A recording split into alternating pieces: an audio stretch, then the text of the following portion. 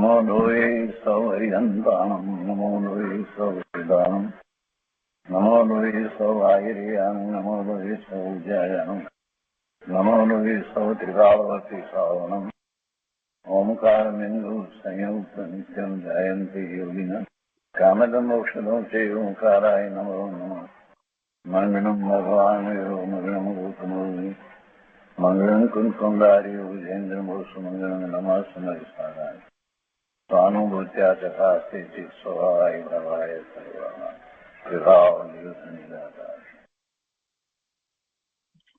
स्वामी कार्तिकेय अनुप्रेक्षा। स्वामी कार्तिकेय रचित आ अनुप्रेक्षा 12 ભાવનાનો ગ્રંથ છે, અદ્ભુત ગ્રંથ છે। એમાં સુખચંદ્રાચાર્ય ભગવાનની ટીકા અને પંડિત જયચંદજી છાબડાના ભાવાર્થ ટીકા સહિત આપણે સ્વાધ્યાય કરી રહ્યા છીએ અને પૂજ્ય ગુરુદેવે એમાંથી આપણને ઘણું અધ્યાત્મ સમજાવી રહ્યા છે। ધર્મ ભાવનાની 188 ગાથા છે। આપણે એમાંની શરૂઆત કરી છે, કેટલી ગાથાઓ કરી છે। ગાથા 315 સુધી સ્વાધ્યાય આપણે કર્યો છે। હવે આજે આગળ સ્વાધ્યાય લઈએ છીએ। ગાથા 316 સંસ્કૃતમાં 316મી ગાથા આ રીતે છે। દેહ મિલિતમ અપી જીવમ નિજ જ્ઞાન ગુણેન જાનાતિ ય ભિન્નમ જીવ મિલિતમ અપી દેહમ કંચુક સદસ્યમ વિજાનાતિ। એના અર્થમાં કહે છે કે આ જીવ દેહની સાથે મળી રહ્યો છે તો પણ પોતાના જ્ઞાન ગુણ વડે પોતાને દેહથી જુદો જ જાણે છે। વળી દેહ જીવની સાથે મળી રહ્યો છે તો પણ તેને દેહને તે કંચુક એટલે કે કાપડના જામા જેવો જાણે છે। આ જીવ દેહની સાથે મળી રહ્યો છે તો પણ પોતાના જ્ઞાન ગુણ વડે પોતાને દેહથી જુદો જ જાણે છે। તો સમ્યક દ્રષ્ટિને આવી ભાવના હોય છે। સમ્યક દ્રષ્ટિની વાત અગાઉની ગાથામાં કરી અને એના 3 ભાવની વાત કરવામાં આવી।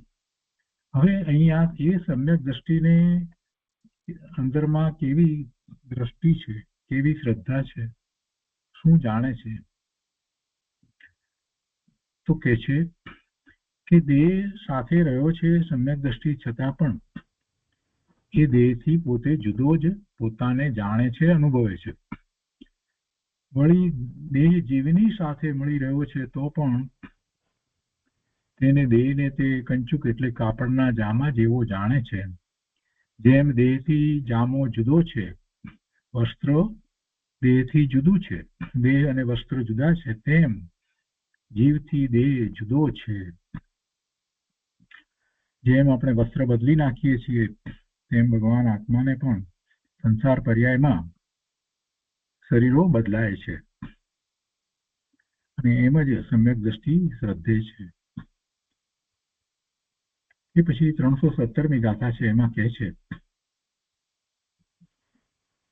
निर्जित दोषम देवम सर्वजीवाना दया परम धर्मम वर्जित ग्रंथम च गुरुम य मन्यते सस्फुटम सद्दृष्टि। जे जीव दोष रहित ने देव माने छे, 18 दोष रहित एवा देव होय ए आराध्य देव छे। परमात्मा 18 दोष रहित होय छे। जे जीव दोष रहित ने देव माने छे, सर्व जीवोनी दयाने श्रेष्ठ धर्म माने छे तथा निर्ग्रंथ गुरुने गुरु माने छे, ते प्रगटपणे सम्यक दृष्टि छे। અને ભાવાર્થમાં કહે છે કે સર્વજ્ઞ વિતરાગ 18 દોષથી રહિત દેવને દેવ માને છે, પણ અન્ય દોષ સહિત દેવ છે તેને આ સંસારી છે પણ મોક્ષ માર્ગી નથી એમ જાણી અને વંદતો પૂજતો નથી। જે 18 દોષ રહિત અરિયંત પરમાત્મા વિતરાગ એમને જે આરાધ્ય દેવ માને છે, પણ બીજા જે દોષ સહિત દેવ છે તેને આ સંસારી છે પણ મોક્ષ માર્ગી નથી. દેવલોકના દેવ એ બધા પણ સંસારી છે. એ બધા સંસારી છે. દેવલોકમાં હોય એટલે શું થયું? મનુષ્યની પર્યાય હોય કે દેવની પર્યાય હોય, વૈમાનિક દેવ હોય કે ઇન્દ્ર હોય, એમાં વૈમાનિક દેવોનો પણ ઇન્દ્ર હોય તો શું? એ પણ સંસારી છે. એ પણ સંસારી છે, ભલે ને સમ્યક દ્રષ્ટિ હોય તો પણ. એટલે મુક્તિના માર્ગમાં સાધના કરી રહ્યો સાધક હોય પણ છતાંય બીજી રીતે વૈક્રિય શરીર વગેરે બધી વસ્તુ હોય, એવી રિદ્ધિ સિદ્ધિઓ બધું પ્રાપ્ત હોય, છતાંય એ સર્વજ્ઞ વિતરાગ ભગવાનની જેમ 18 દોષ રહિત નથી. એ વાત અહીંયા તો કહે છે. એ કે છે કે આ સંસારી છે પણ મોક્ષ માર્ગી નથી, એમ જાણી વંદતો પૂછતો નથી. એટલે બીજા અન્ય દર્શનમાં જે દેવ માને છે એની વાત કરી છે. એને એ મોક્ષ માર્ગી નથી એમ કહ્યું છે. બીજા અન્ય મતની અંદર જે કઈ માન્યતાઓ દેવ વિશેની કરવામાં આવે છે તો કે છે કે એ મોક્ષ માર્ગી નથી, એમ જાણી વંદતો પૂજતો નથી. અહિંસામય ધર્મને ધર્મ જાણે છે, પણ દેવતાઓને અર્થે યજ્ઞ આદિમાં પશુને ઘાત કરી ચઢાવવામાં લોકો ધર્મ માને છે, પણ તેમાં પાપ જ જાણી પોતે તેમાં પ્રવર્તતો નથી.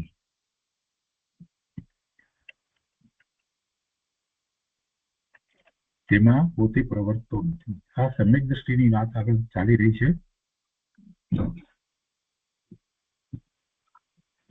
બાહ્ય અંતરંગ પરિગ્રહની મૂર્છા પક્કડ સહિત અનેક અન્યમતી વેશધારીઓ છે, અથવા તો કાળ દોષથી જૈન મતમાં પણ વેશધારી નિત્યા છે. કાળ દોષથી એટલે કાળ એમાં શું કરે છે? પણ કહેવાનો આશય એ છે કે પંચમ કાળમાં આવું બધું જોવા મળે છે. જૈન મતમાં પણ વેશધારી નિત્યા છે.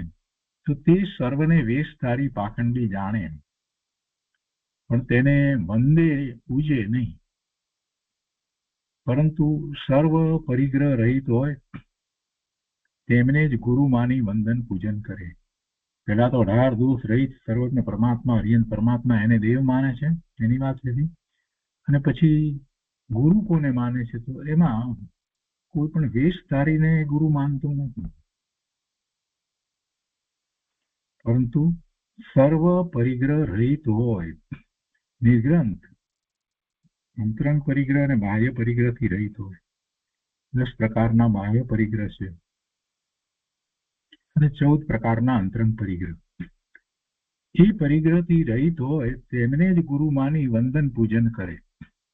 નિર્ગ્રંથ ગુરુ હોય છે,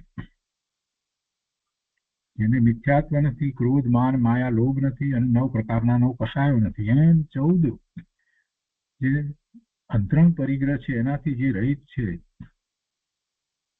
એ ગુરુ છે. જે 7મા ગુણસ્થાનેથી 6ઠ્ઠા ગુણસ્થાનની દશામાં આવ્યા છે ત્યારે એ ઉપકારી છે અને એ ગુરુ છે.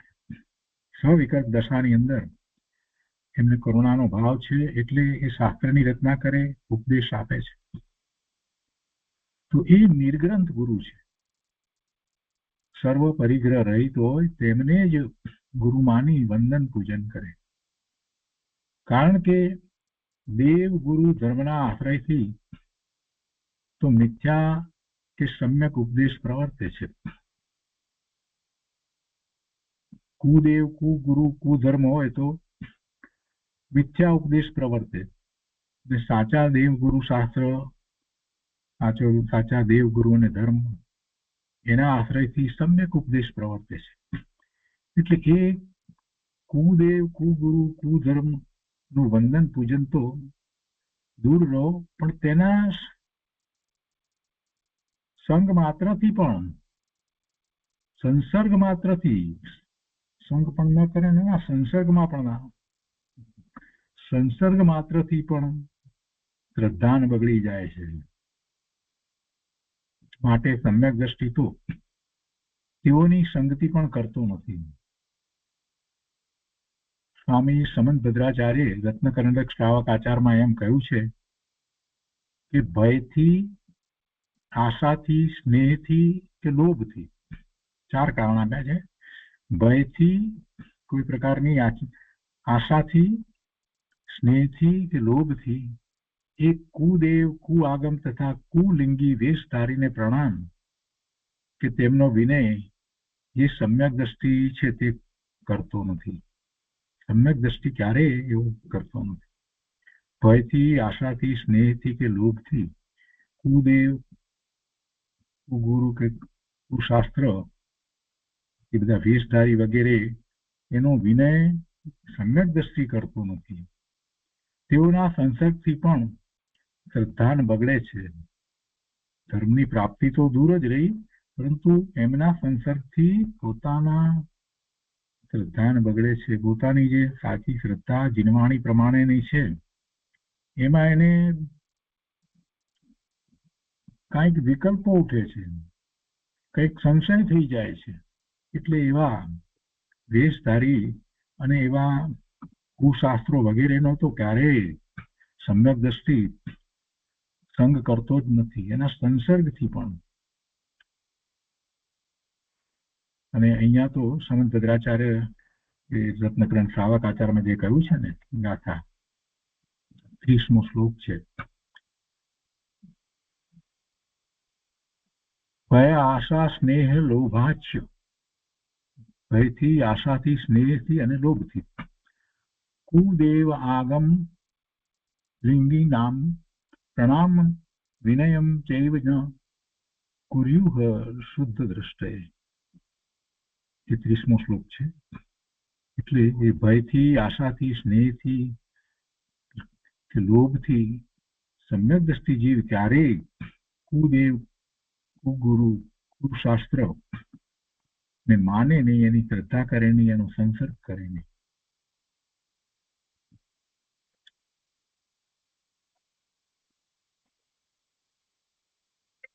તો આ રીતે આ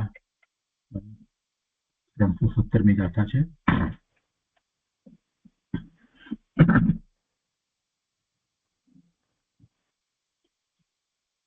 તો ગાથા 316 વિસ્તાર કરતા પૂજ્ય ગુરુદેવ કહે છે કે એ દેહથી જુદો છે, દેહથી જુદો છે અને દેહને અને કાપડને જેવો, કપડાને જેવો સંબંધ છે એવી રીતે આત્માને અને દેહને સંબંધ છે. એ વાત જ્યાં કરી છે તો એમાં ગુરુદેવ વધુ વિસ્તાર નથી કર્યો. કહે છે કે આ જીવ દેહ સાથે મળી રહ્યો છે, એટલે કે દેહ સહિત સંસાર પર્યાયમાં છે તો જીવ છે તે દેહ સહિત હોય છે.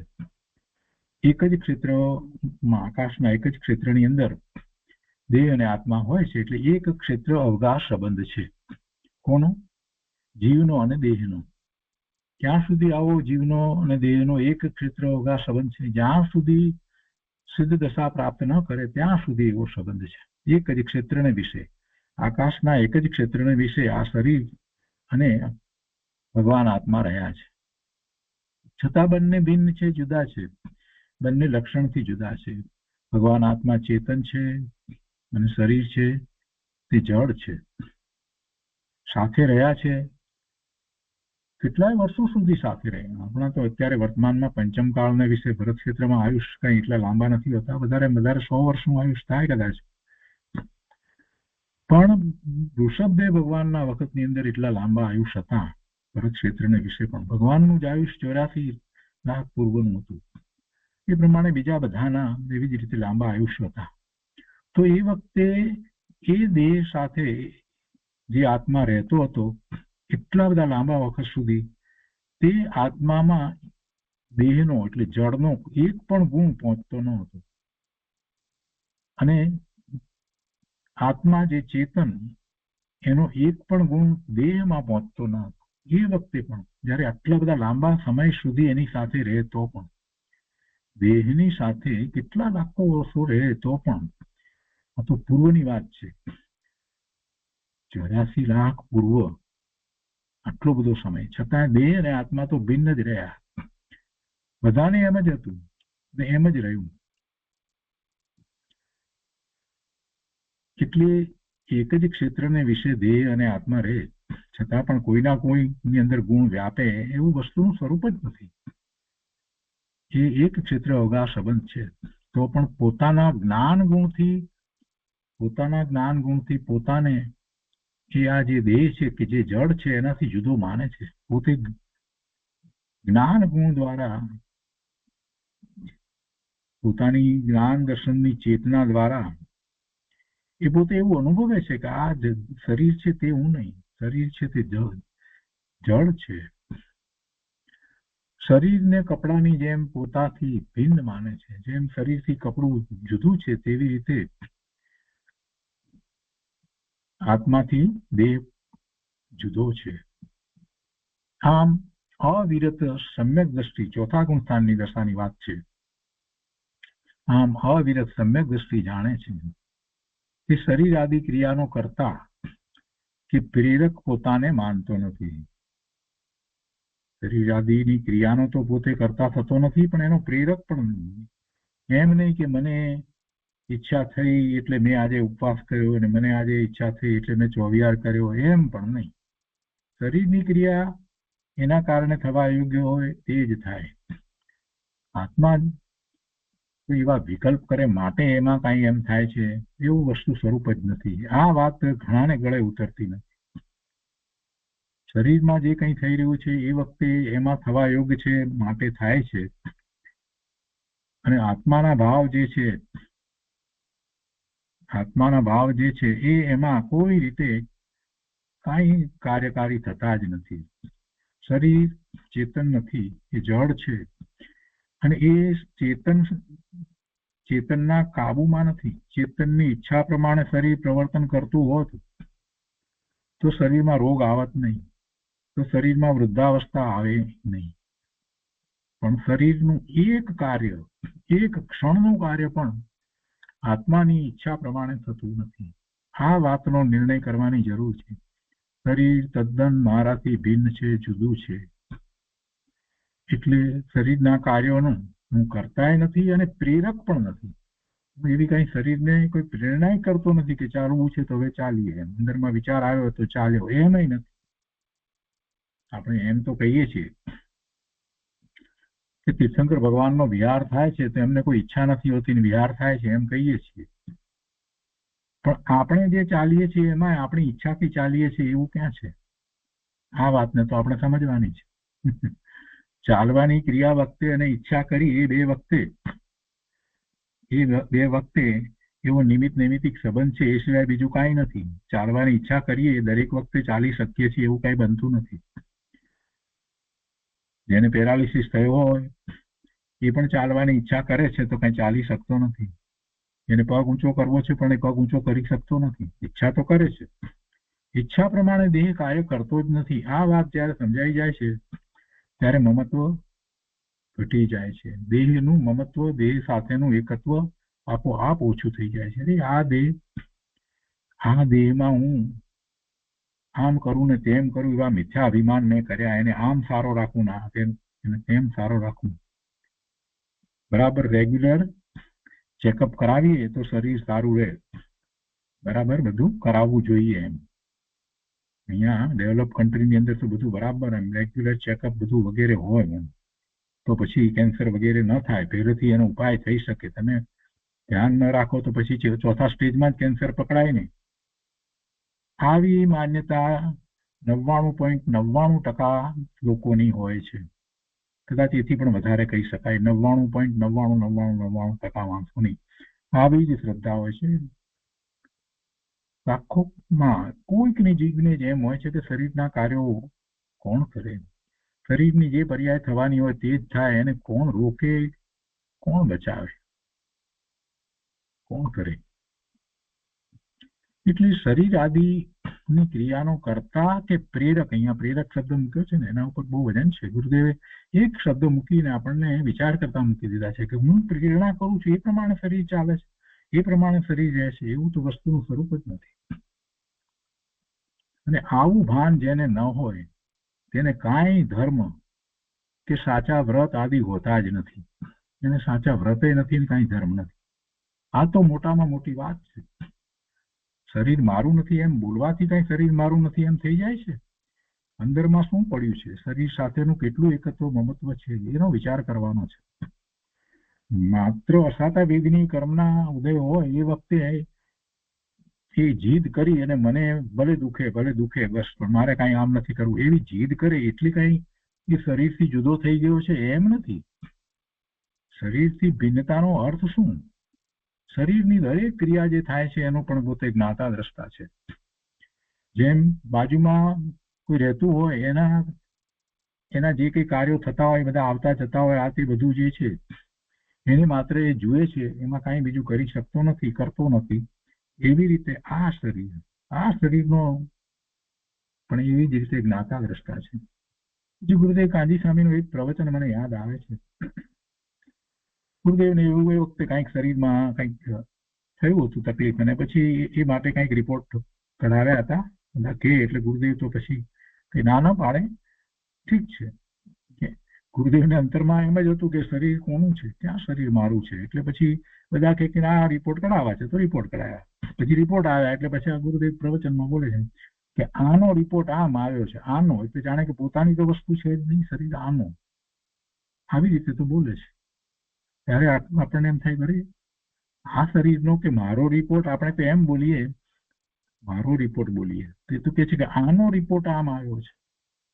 ત્યારે એમ થાય કરી ગુરુદેવ તો શરીરથી જુદા હતા. સમ્યક દ્રષ્ટિની આવી જ વાત હોય છે.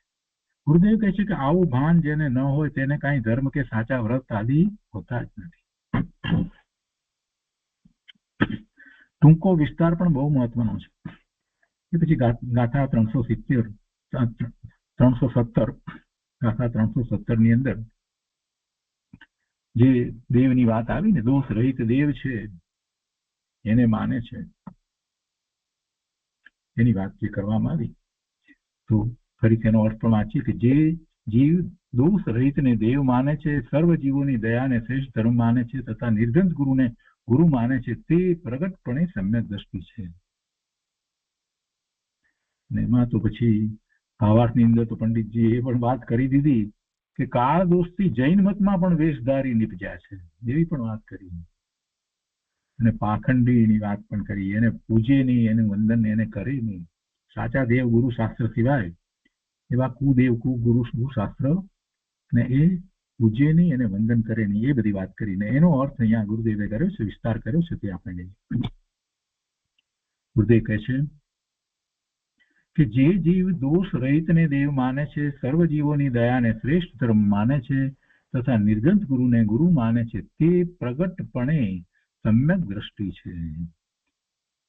સમ્યક દ્રષ્ટિ જીવ સર્વજ્ઞ વિતરાગ 18 દોષ રહિત દેવને દેવ માને છે.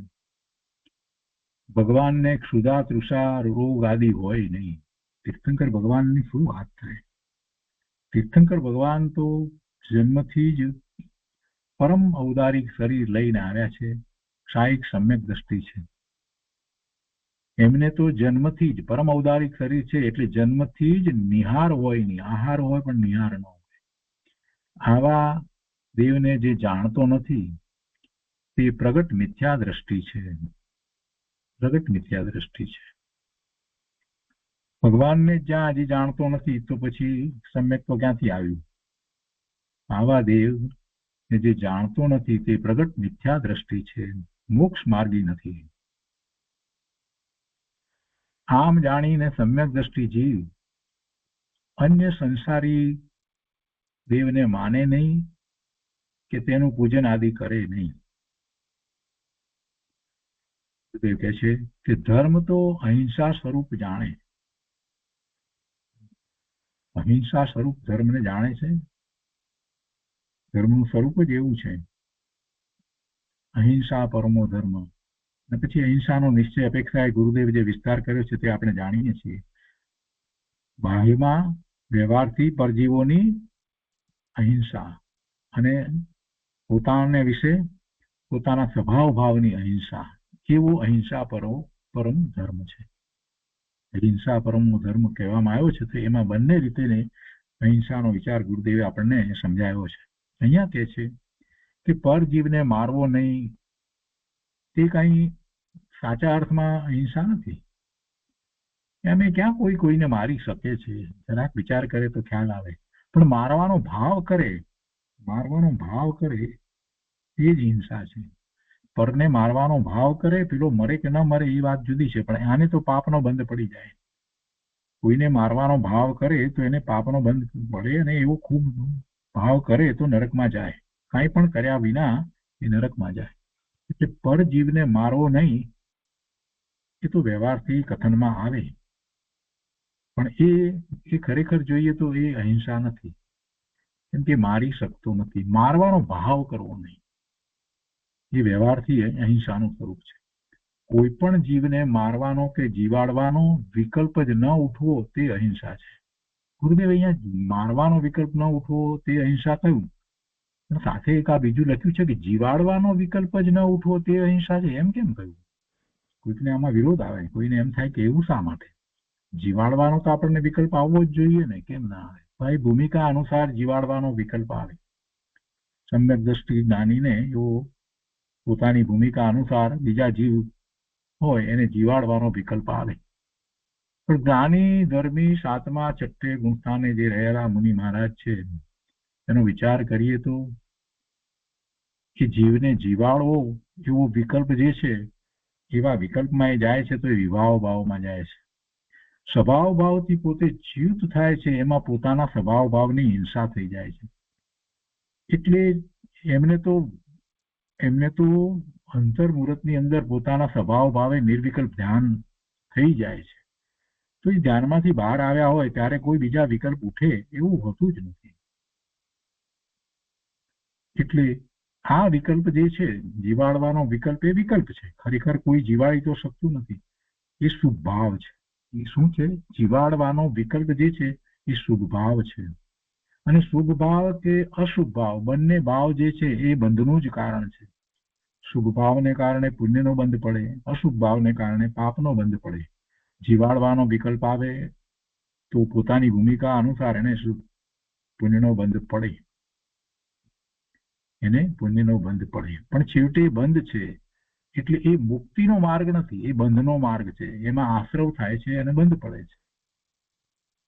એના એવો વિકલ્પ જ ન ઉઠવો. કોઈ પણ વિકલ્પ ન ઉઠે એટલે શું હોય? નિર્વિકલ્પ દશા.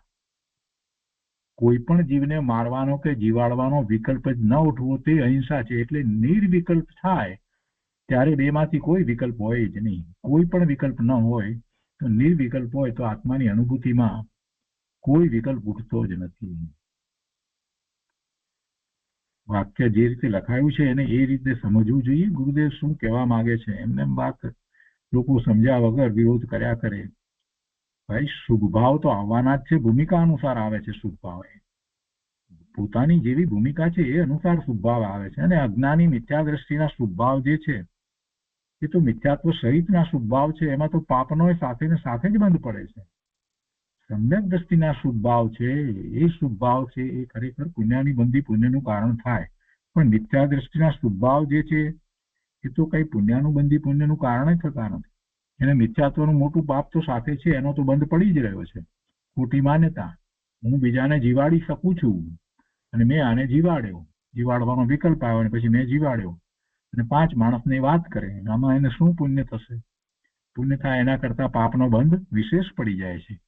દરેક વાતને જે રીતે ગુરુદેવે સમજાવી છે એ રીતે જયારે વિચાર કરીએ તો આપણને ખ્યાલ આવે. ખરે નિર્વિકલ્પ ધ્યાનની અંદર કોણ કોને મારે, કોણ કોને બચાવે એવા કોઈ વિકલ્પો આવે છે? કોઈ વિકલ્પ આવતા નથી. અને વાસ્તવમાં એ કોઈને બચાવી શકે? બચાવી શકતો નથી. શુભ ભાવ આવે, કોઈ કોઈને મારતું હોય તો બચાવવાનો શુભ ભાવ આવે, તો શુભ ભાવ આવે અને એવી ક્રિયા થઈ જાય તો એ શું છે? એ ક્રિયાનો એ ક્યાં સ્વામી છે? જો શાંતિથી દરેક વાતનું વિશ્લેષણ કરીએ ને તો અભિમાન ઉતરી જાય એવું છે. એક નાનકડા કૂતરા ઉપર બીજો મોટો કૂતરો એટેક કરતો હોય, એને મારતો હોય તો આપણને એમ થાય કે આને બચાવીએ, એવો વિકલ્પ આવે આપણે ત્યાંથી નીકળ્યા હોય અને આપણે એને બચાવીએ, પેલાને દૂર કરીએ. અને પછી આપણે કહીએ કે સારું થયું પેલા ગલુડિયાને મેં બચાવ્યું, નંતર પેલો રાગ્યો કૂતરો એને કદાચ મારી નાખત. બરાબર? આટલી વાત બને. આ સામાન્ય વ્યવહારમાં બનતું આવ્યું છે. હવે વિચાર કરવાનો, એક ગલુડિયું બચ્યું એ આપણા કારણે બચે છે કે એના પુણ્યથી બચે છે? પહેલો વિચાર તો આ. ગલુડિયું બચ્યું એ એના કારણે એના પુણ્યથી બચ્યું, એ જીવ બચ્યો, કે આપણે બચાવ્યું માટે બચ્યું? એનું પુણ્ય ન હોત તો એ બચત, એટલે એના પુણ્યને કારણે એ બચ્યું. ને આપણે ટોપલો માથે ઓઢી લીધો કે મેં બચાવ્યું, મેં બચાવ્યું, મેં બચાવ્યું. બચ્યું કોને કારણે? એના પુણ્યને કારણે. અને અભિમાન, મેં બચાવ્યાનું અભિમાન. કોણ કોને બચાવે? ઠીક છે, કેટલાક લોકો કે પણ આપણે નિમિત્ત તો બન્યા ને. નિમિત્ત તો નિમિત્ત ઉપાદાનમાં શું કરે? એનું પુણ્ય ન હોત તો શું કરે? કાંઈ કરી શકીએ નહીં આપણે. શું કરી શકીએ? ઠીક છે. એના પછી બીજી વાત, બચાવવાનો પ્રયત્ન થયો હોય તો વિકલ્પ ઉઠ્યો, અને શરીરની ક્રિયા આપણી જે થઈ એ શરીરની ક્રિયાનો હું સ્વામી છું. હમણાં તો આપણે વાત કરી કે હું ભગવાન આત્મા શરીરના કાર્યો કરતો નથી, શરીરની ક્રિયાનો હું સ્વામી નથી, મારી ઈચ્છા પ્રમાણે શરીરની ક્રિયા થતી નથી. તો જે શરીરની ક્રિયા થઈ એ શરીરની ક્રિયાનો તો હું સ્વામી છું નહીં. તો પછી મેં શું કર્યું? મેં શું કર્યું? હું એટલે કોણ? હું એટલે કોણ? હું આત્મા. મેં શું કર્યું? મેં વિકલ્પ કર્યો. મેં શું કર્યું? વિકલ્પ કર્યું. શુદ્ધ આત્માને વિકલ્પ હોય? એના પછીનો સવાલ કરીએ આપણે તો ખ્યાલ આવે કે શુદ્ધ આત્મા, ભગવાન આત્મા એ વિકલ્પમાં હોય? જવાબ ના આવડતો હોય તો આપણે માસ્ટર કી લાગુ પાડવાની કે સિદ્ધ ભગવાનને વિકલ્પ હોય? શુદ્ધ આત્મા સિદ્ધ ભગવાનને વિકલ્પ હોય? ન હોય. તો પછી શુદ્ધ આત્માને વિકલ્પ ન હોય તો મને વિકલ્પ આવ્યો એનો અર્થ શું થયો? હું વિભાવ ભાવે પ્રવર્ત્યો. હું વિભાવ ભાવે પ્રવર્ત્યો, ભલે ને શુભ ભાવ. એટલે મારો તો માત્ર શુભ ભાવ જ હતો, ને પેલાનું પુણ્ય હતું, ને ક્રિયા શરીરની જે થવા યોગ્ય છે તે બધા શરીરોની થઈ. કોના બધા શરીરોની? પેલા ગલુડિયાના શરીરની, પેલા ડાઘ્યો કૂતરો હતો એના શરીરની, અને આપણે જેને શરીર પોતાનું માનીએ છીએ એની. એ બધાની ક્રિયાઓ એ વખતે જે થવા યોગ્ય હતી તે થઈ. આટલું બધું જયારે થઈ રહ્યું છે અને એમાં માત્ર એક શુભ ભાવને લઈ અને આપણે અભિમાન કરીએ છીએ. બહુ વસ્તુને વિશ્લેષણ કરીને સમજવામાં આવે તો ખ્યાલ આવે કે અરે ભગવાન, અનંતકાળથી મેં આ જ કાર્ય કર્યું છે. વિકલ્પો સિવાય બીજું કાંઈ કર્યું નથી. જે હું કરી નથી શકતો એના વિકલ્પોમાં અને વિકલ્પોમાં મેં આશ્રવ કર્યા છે. શુભાશુભ ભાવોને કારણે મેં બહુના ભ્રમણ કર્યા છે. અને જે હું કરી શકું છું, જે મારું કર્તવ્ય છે, કાર્ય છે, નિર્વિકલ્પ ધ્યાનમાં આત્માની અનુભૂતિ, સ્વભાવ ભાવે રહી જવું, જ્ઞાન સ્વભાવનો નિર્ણય કરી અને હંમેશા જ્ઞાન સ્વભાવે થવાનો પુરુષાર્થ કરવો, આ બધું તો હું કરી શકું છું. એ જ મેં ન કર્યું. એટલે આખી વાતને જ્યારે શાંત ચિત્તથી વિચારીએ છીએ ત્યારે આપણને ખ્યાલ આવે છે કે ગુરુદેવનું વચનામૃત છે એ વિરોધ કરવા માટે નથી, પરંતુ એમાંથી તો ઘણું સમજવાનું છે. જો અહીંયા ગુરુદેવે એમ લખ્યું ન હોત કે જીવાડવાનો એ શબ્દ ન મૂક્યો હોત તો બધાને વાંધો ન હોત. કોઈ પણ જીવને મારવાનો વિકલ્પ જ ન ઉઠવો તે અહિંસા છે. આમ લખ્યું તો બધા હા હા માથું જોડાવીને આગળ વધી જાય. પણ ગુરુદેવે એમાં એમ પણ કહ્યું કે કોઈ પણ જીવને મારવાનો કે જીવાડવાનો વિકલ્પ જ ન ઉઠવો તે અહિંસા છે. ત્યારે જીવાડવાનો વિકલ્પ ન ઉઠવો જોઈએ આવી વાત એટલે કેટલાયને પ્રશ્ન થયો મનની અંદર.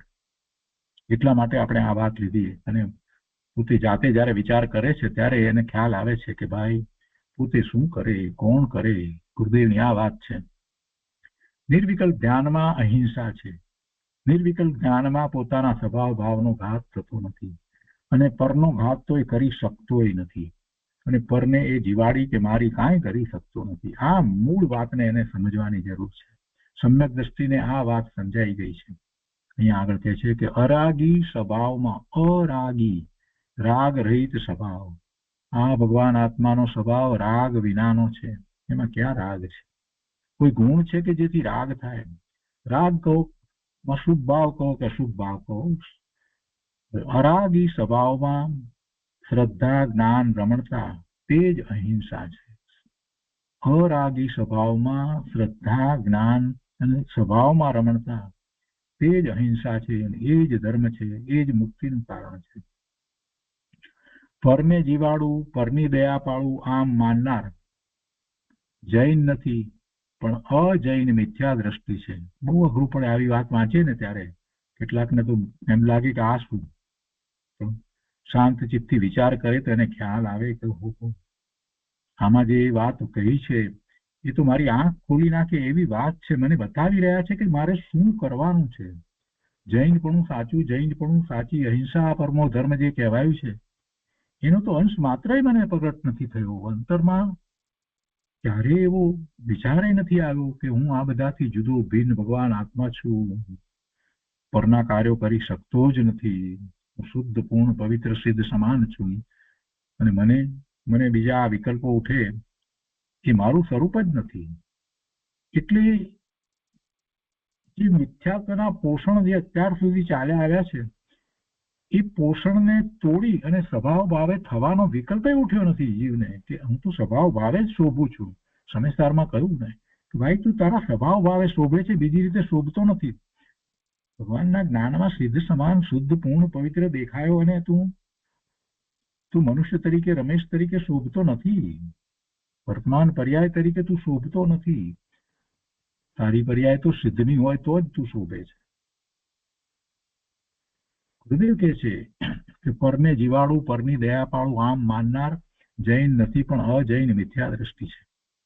એની માન્યતા ન હોય એ વખતે જીવાડવાનો વિકલ્પ ઉઠે તો ઉઠે, પોતાની ભૂમિકા અનુસાર ઉઠે, પોતાની ભૂમિકા અનુસાર એને એવો વિકલ્પ ઉઠે. પણ એને અભિમાન ન હોય, એના અભિમાન ન હોય, વિકલ્પ આવી જાય. સમ્યક દ્રષ્ટિને પણ એવા વિકલ્પ આવે, બચાવવાના વિકલ્પ આવે, એને પણ એવી પાંજરાપોળમાં જઈ અને દાન આપવાનો વિકલ્પ આવે, પ્રાણી માત્રની દયા માટેનો એને વિકલ્પ આવે. ના આવે એવી કોઈ વાત નથી. પણ આપણે તો સિદ્ધાંત પ્રમાણે શું આગળ વધવું, ક્યાં આગળ વધવું, કેવી રીતે વધવું એની વાત કરી રહ્યા છે. વિકલ્પ નથી આવતા એવી વાત નથી. શું સમ્યક દ્રષ્ટિ દાન નથી કરતા? સાચા અર્થમાં દાન કરે છે. તો એમને તો કોઈ અભિમાન નથી હોતા. પૈસાના કારણે જવાના હતા ત્યાં જાય છે. અમે કોણ દાન આપનારા? પાંજરાપોળ ખોલે છે કે પાંજરાપોળમાં જઈને લાખ રૂપિયાનું દાન કરી આવે તો એને અંતરમાં કાંઈ હોતું નથી. કોના પૈસા ને કોની વાત, કોણ દાન કરે? અમે તો ભગવાન આત્મા છીએ. આ ભાવ હોય છે. પાંચમા ગુણસ્થાનની દશાની અંદર તો એ ભાવ ખૂબ હોય છે. કેમ કે પરનું કાંઈ કરી શકવાની તાકાત કોઈની અંદર છે જ નહીં. કોઈ દ્રવ્ય બીજા દ્રવ્યનું કાંઈ કરતું જ નથી. એક દ્રવ્ય બીજા દ્રવ્યના પરિણામને ફેરવતું જ નથી. તો હું કોના પરિણામને ફેરવું?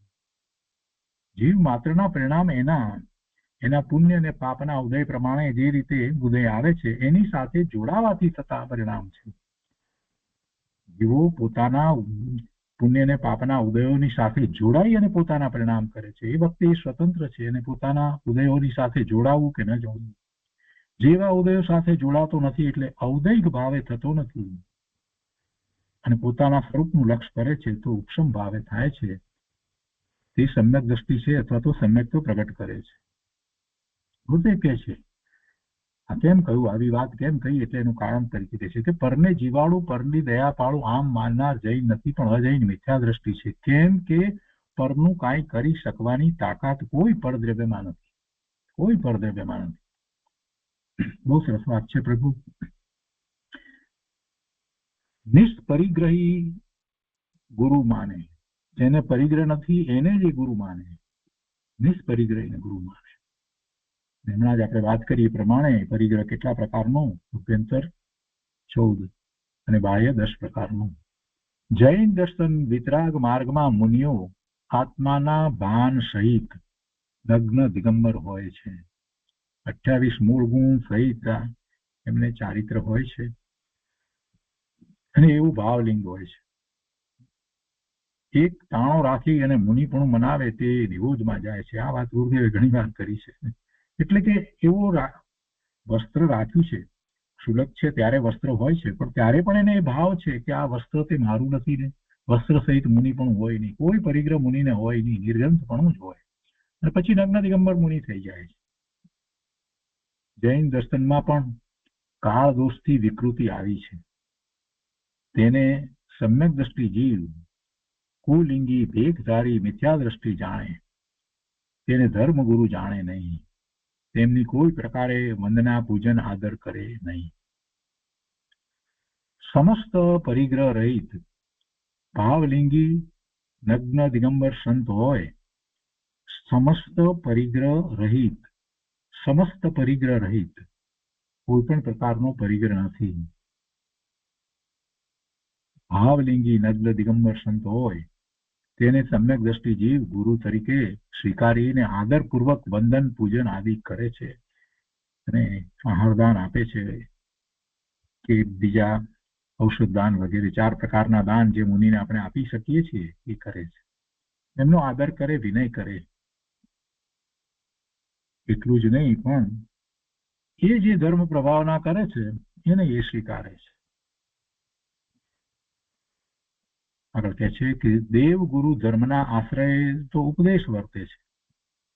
દેવ ગુરુ ધર્મના આશ્રય તો આ મોક્ષ માર્ગ પ્રવર્તે છે. જો દેવ ગુરુ શાસ્ત્ર જ ખોટા હોય તો પછી તેમનો ઉપદેશ પણ ખોટો હોય. દેવ ગુરુ શાસ્ત્ર સાચા હોય તો તેમનો ઉપદેશ સાચો હોય. જે જીવ ખોટા દેવ ગુરુ શાસ્ત્રનો આદર બહુમાન કરે છે એ જીવ સમ્યક શ્રદ્ધાથી ભ્રષ્ટ છે. એની શ્રદ્ધા સાચી નથી. કુદેવ કુગુરુને વંદન પૂજન તો દૂર રહો, પણ તેમના સંસર્ગથી પણ શ્રદ્ધા બગડે છે. સાચા દેવ ગુરુ શાસ્ત્રની પ્રીતિ બહુમાન જેને આવતું નથી અને ખોટા દેવ ગુરુ શાસ્ત્રનું બહુમાન જે છોડતો નથી તે જીવ સ્થૂળ મિથ્યા દ્રષ્ટિ છે. તે સાચી શ્રદ્ધાવાળો હોય, જે સાચી શ્રદ્ધાવાળો જે હોય તેને આ કુદેવ કુગુરુ કુશાસ્ત્રનો તો સંસર્ગ પણ ન હોય, એની વાતને તો માને નહીં, એના સંગમાં જાય નહીં. એને તો સમ્યક દ્રષ્ટિ જે સાચો જે છે તેની વાત કરીએ તો જે સાચી શ્રદ્ધાવાળો છે તો જે સાચી શ્રદ્ધાવાળો હોય તેને સાચા શ્રદ્ધા જ્ઞાન વાળા પ્રત્યે આદર ભાવ આવ્યા વિના રહે નહીં. એટલે એમના તરફ જ એ તો વળે.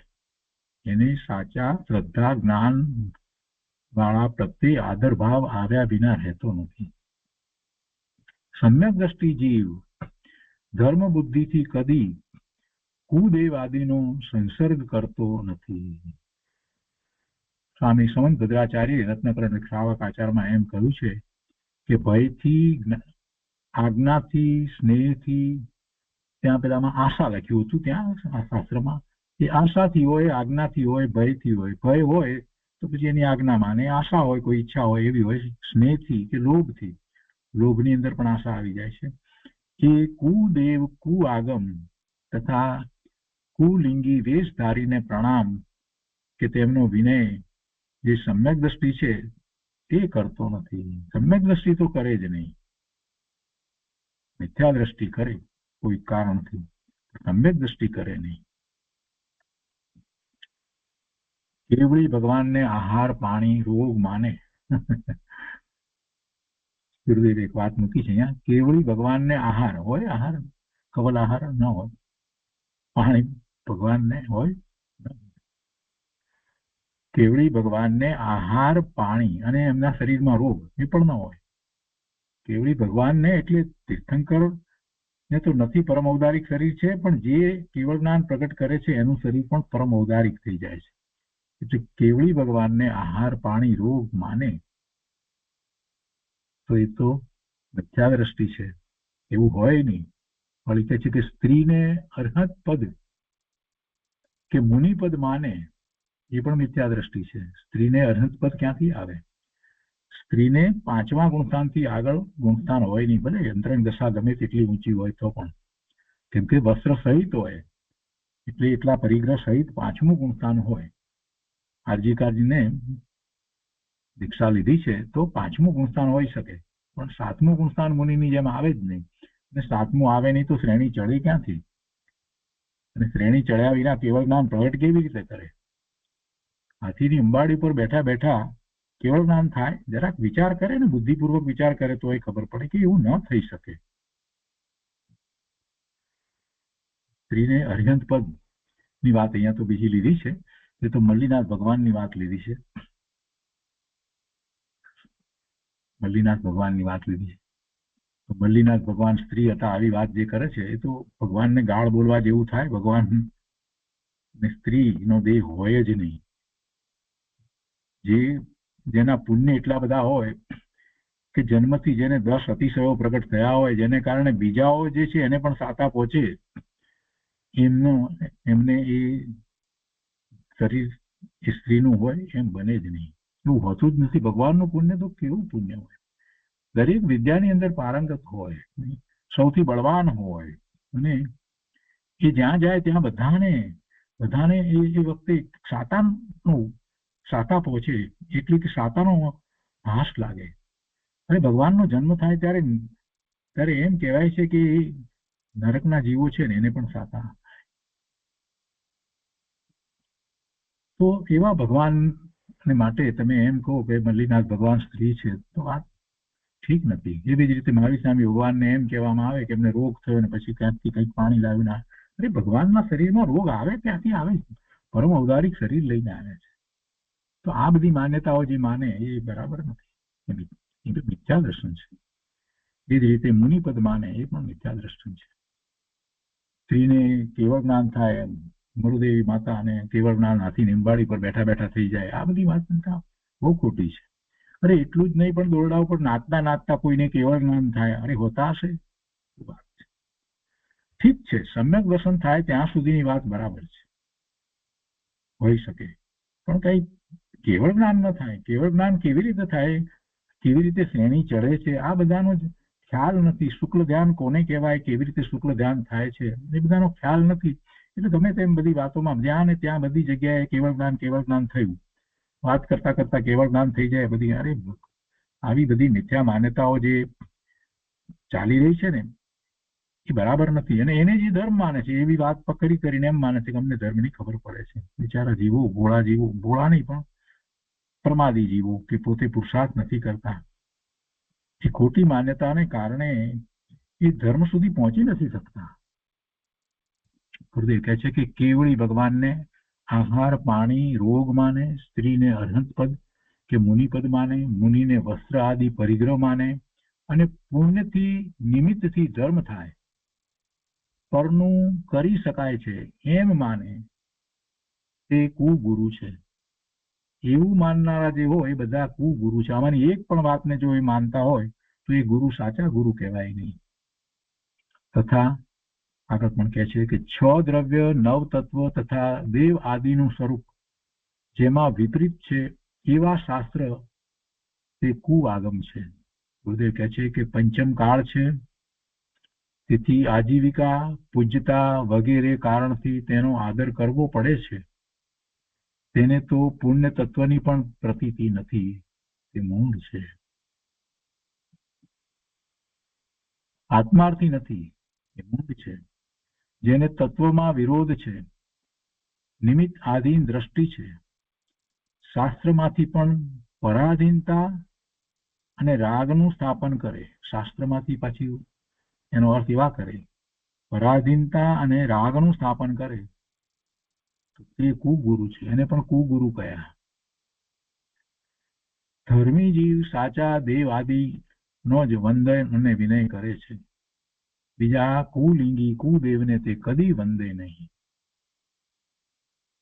બહુ સરસ વાત મૂકી છે. એક વાતને શાંત ચિત્તે વિચારવી અને સમજવી. એમાં કોઈ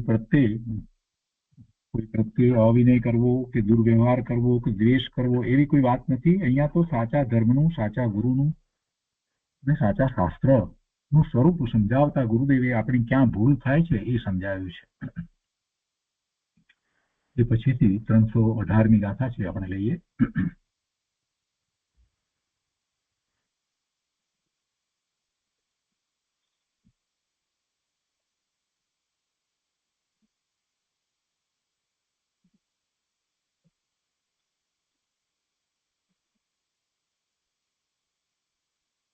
આપણે 17મી ગાથા, હા, એનો ભાવાર્થ બાકી છે. નિર્જિત દોષમ દેવમ સર્વજીવાના, 317મી ગાથા સંસ્કૃતમાં છે. નિર્જિત દોષમ દેવમ સર્વજીવાના દયા પરમ ધર્મમ વર્જિત ગ્રંથમ ચ ગુરુ ચ મન્યતે સ્ફુટમ સદદ્રષ્ટિ.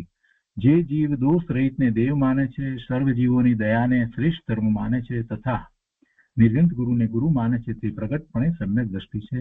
અને એના ભાવાર્થમાં એમ કહ્યું કે સર્વજ્ઞ વિતરાગ 18 દોષોથી રહી દેવને દેવ માને છે, પણ અન્ય દોષ સહિત દેવ છે તેને આ સંસારી છે પણ મોક્ષ માર્ગી નથી એમ જાણી વંદતો પૂજતો નથી, અને અહિંસામય ધર્મને ધર્મ જાણે છે. પણ દેવતાઓને અર્થે યજ્ઞ આદિમાં પશુનો ઘાત કરી ચડાવવામાં લોકો ધર્મ માને છે, તે પણ તેમાં પાપ જ જાણી પોતે તેમાં પ્રવર્તતો નથી. આપણે આ જે ભાવાર્થનો આ ભાગ છે એનો શું વાંચનમાં લીધો, એ વાંચનમાં લઈએ છીએ.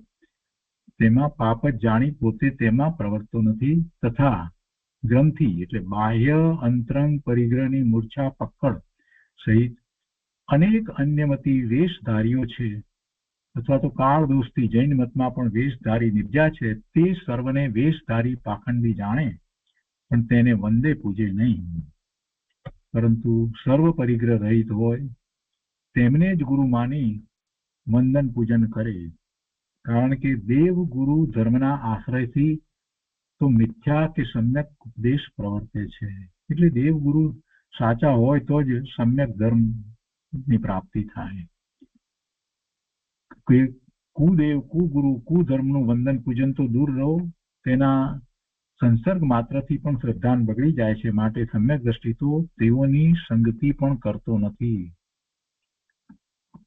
સ્વામી સમંત ભદ્રાચાર્ય રત્નત્રંત શ્રાવકાચારમાં એમ કહ્યું છે કે ભયથી, આશાથી, સ્નેહથી કે લોભથી કે કુદેવ કુ આગમ તથા કુલિંગી વેશ ધારીને પ્રણામ કે તેમનો વિનય જે સમ્યક દ્રષ્ટિ છે તે કરતો નથી. તેઓના સંસર્ગથી પણ શ્રદ્ધાન બગડે છે, ધર્મની પ્રાપ્તિ તો દૂર જ રહી છે એમ જાણો. અને હવે 318મી ગાથાની અંદર મિથ્યા દ્રષ્ટિ કેવો હોય છે તે કહે છે. તો 318મી ગાથા આ રીતે છે: દોષ સહિતમ અપિ દેવમ જીવ હિંસા આદિ સંયુતમ ધર્મમ ગ્રંથાસક્તમ ચ ગુરુમ યહ મન્યતે સ્ફુટમ કુદષ્ટિ.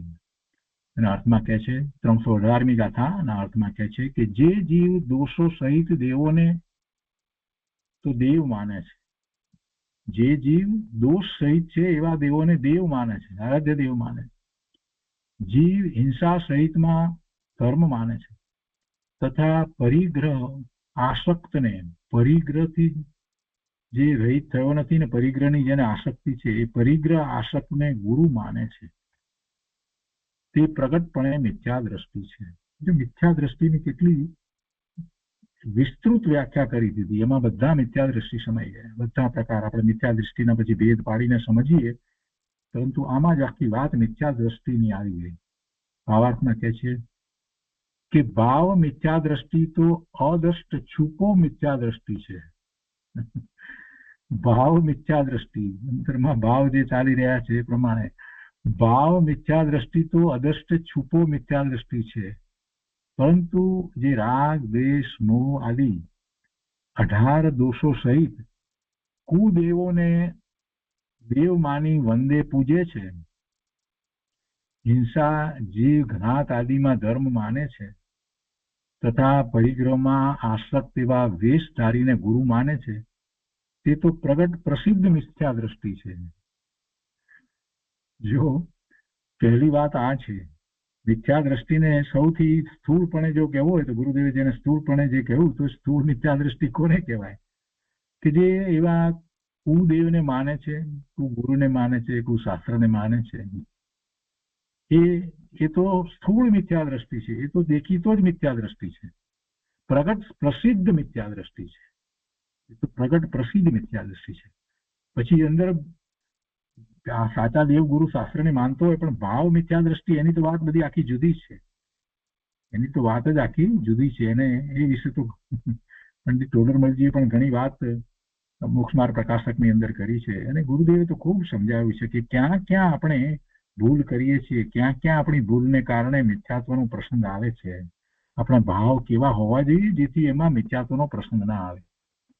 એ ભાવને આપણે જો એ ભાવને સમજપૂર્વક આત્માના લક્ષ્ય જેને આપણે બદલતા નથી તો ભાવ મિથ્યાત્વ જતું નથી.